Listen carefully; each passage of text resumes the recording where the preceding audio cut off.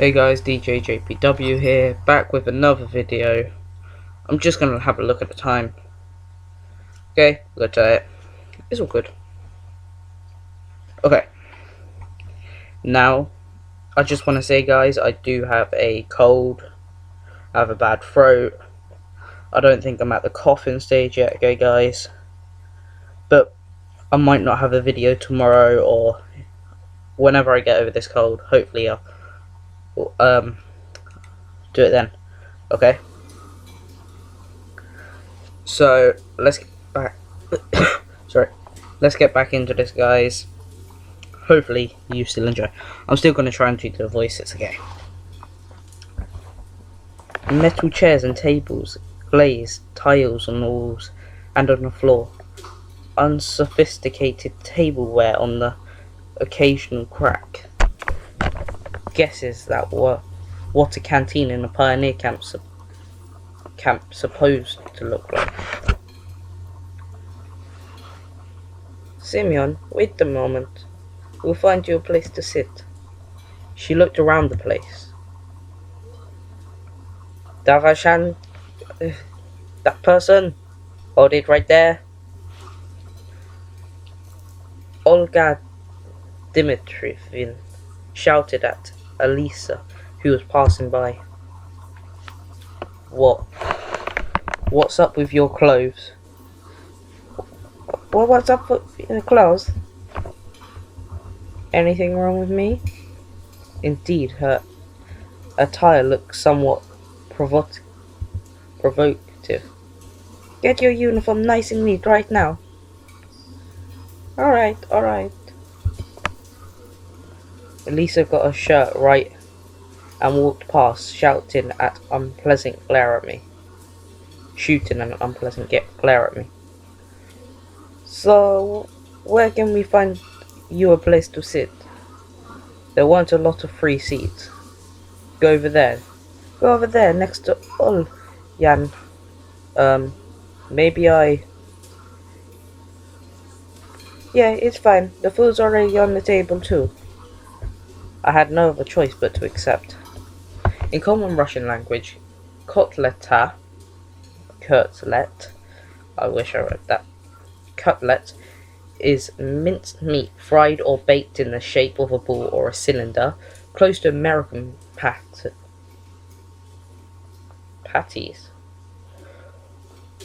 Cutlet is a drink made by boiling fresh or dried. Compote is a drink made by boiling fresh or dried fruit in a large amount of water. Compote in French. Of course, there was a probability that the cutlets were pioneered with curry.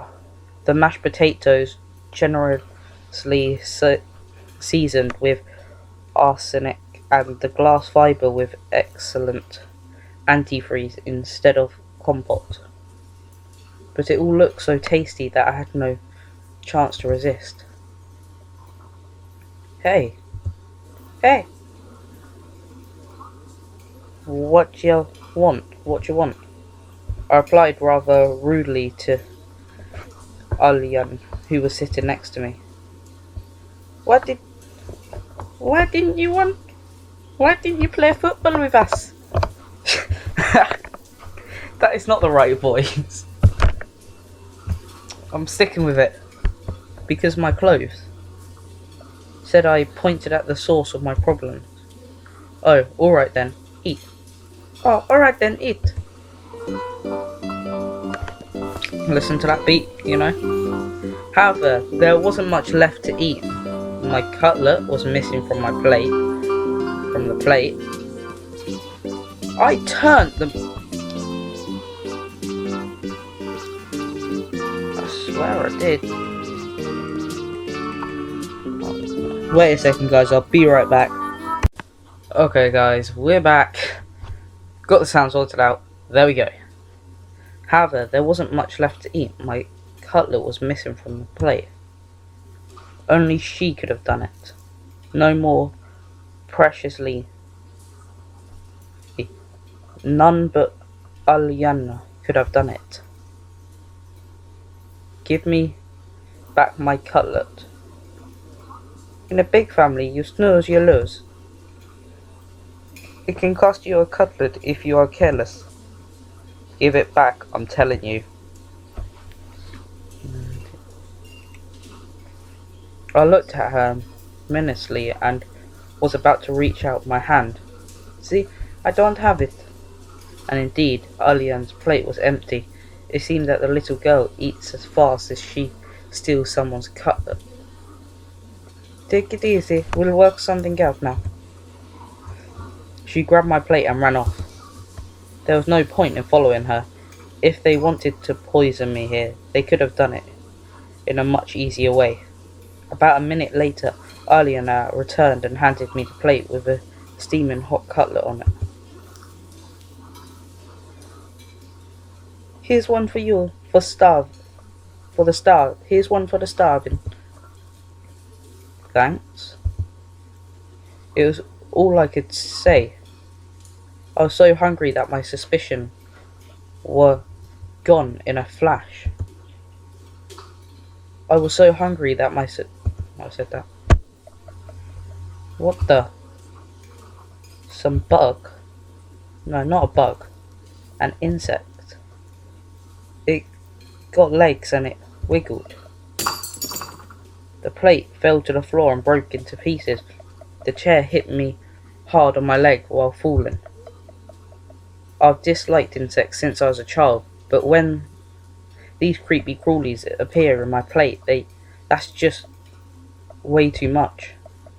You little Anya seemed ready for such a twist and was always at the door laughing at me, as if she had just heard a fresh stand-up comedy joke. I dashed after her. We ran out of the canteen. We were just a few dozen meters apart, and I felt I would catch the little girl easy. We ran through the square, past the club's house, and ran onto the forest path. I started to gasp for breath.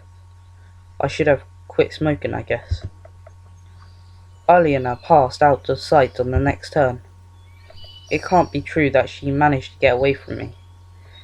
It simply can't. I stopped and tried to catch my breath again. ...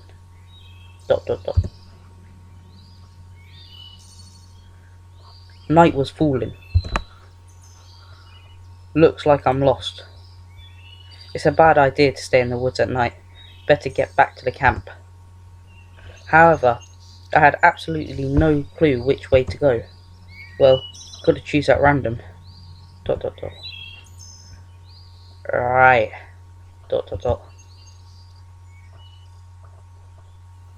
I wandered for quite some time in the forest and even thought of crying for help, but finally I saw the camp's fence beyond the trees. Everything fell back into place. The bus is gone. I mumbled quietly. On the one hand, there was nothing strange about that. The bus couldn't just stay there forever. On the other hand, it meant there was something driving, because buses do not drive themselves. Or do they? The world seemed too normal, but every event here had at least two explanations for it. An ordinary, real, everyday explanation and a surreal one. Certainly the driver could have just been off for a snack and I left too soon, that's why. In any case, this is not the place for me.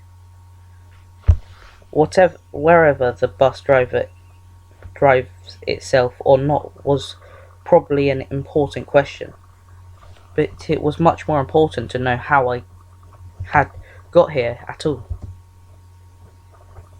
and where this here was. The fields and the woods stretching towards the horizon had no answers. There was nothing familiar about them. ...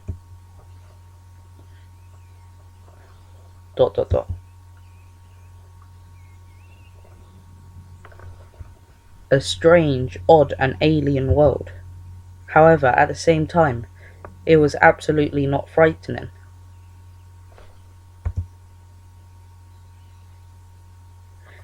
Either my self-preservation instinct decided to regain from its job, or all this running around the camp and the local pioneers had lugged me so much with their carefree normality that I was simply forgetting what had happened to me just a couple of hours ago, although I probably just had no strength left to worry.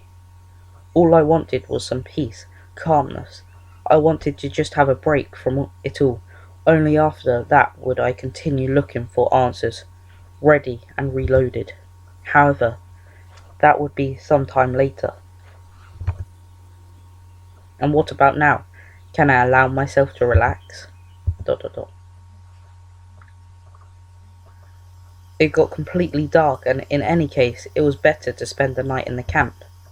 I was about to head back when someone came up silently from behind. Hello, what are you doing here so late? ... So every girl on this game is having the same voice.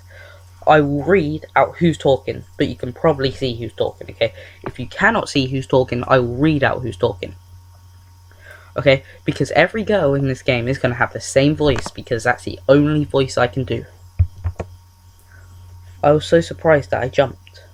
It was Slavia standing before me. I was so surprised that I jumped. So you didn't catch Alien, did you? She smiled. I nodded disappointedly and sighed. No wonder. No one ever has. Yeah, she's a real rocket girl. Rocket girl? She could have found a better use for her energy than looking for adventures. You must be hungry. You didn't manage to have dinner after all. Indeed, I'd completely forgotten about my hunger, but after these words of hers, my stomach drew attention to itself by giving a tremendous rumble. Slavia smiled. Let's go then. What, is the canteen still open? It's alright, I have the keys. The keys? Yes, I have the keys to all the facilities in the camp. How come? Well, I'm something like the camp leader's aide here. I see. Well, let's go. It was an offer you can't refuse. When we reached the square, Slavia stopped in her tracks. Excuse me, I should warn my roommate that I'll be late. She's so punctual herself that she'll be worried otherwise. You gotta go to the canteen. You go on to the canteen, and I'll come in a minute, alright? Right.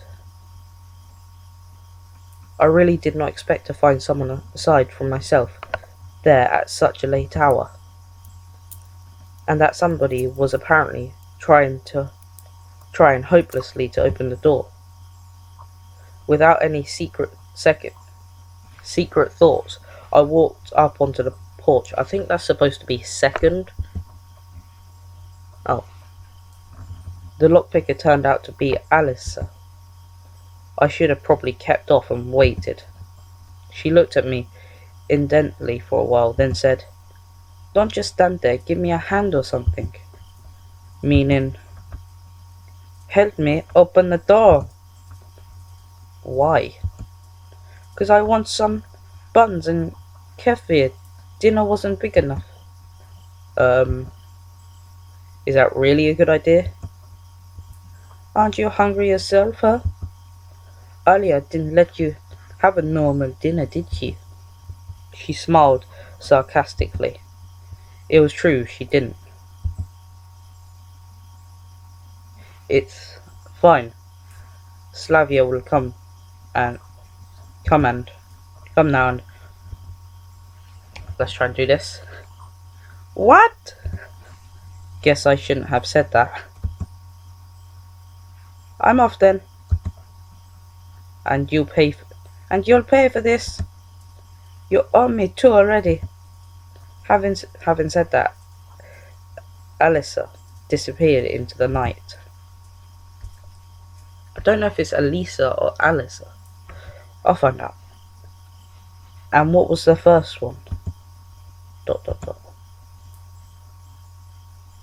Slavia didn't keep me waiting for too long. Is everything alright? Is everything alright? Yeah. Why are you asking? No reason, it's nothing. I'd be better if I didn't tell her about Elisa. Everything's fine. I said that immediately. He heard a note of dishonest in my voice. Well, shall we go? As for Slavia, she seemed not to have noticed anything.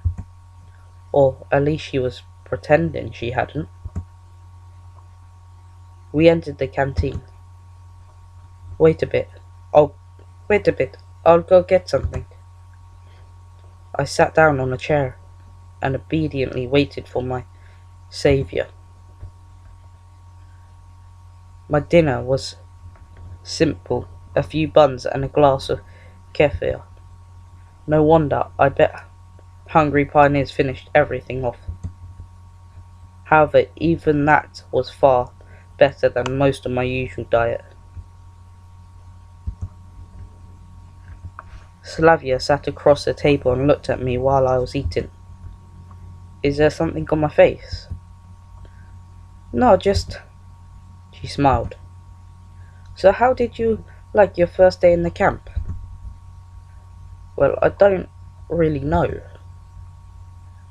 It's silly to ask someone who suddenly found himself in a different reality whether he liked the food in the canteen, the camp leader, or his assigned hut. It's alright. You'll soon get used to it.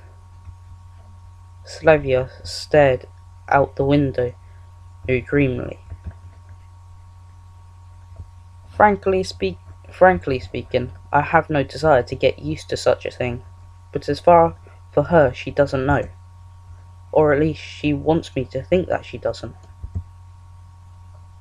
Well, all in all, it's nice here. I had to somehow break the awkward silence. Do you think so? She asked without any interest. Yeah, this place is so... I wanted to say retro, but I managed to hold that back. After all, it was retro for me, but what about them? It might be the only kind of life they know. If the term life was sorry guys, I cannot speak here. Applicable here at all. So how?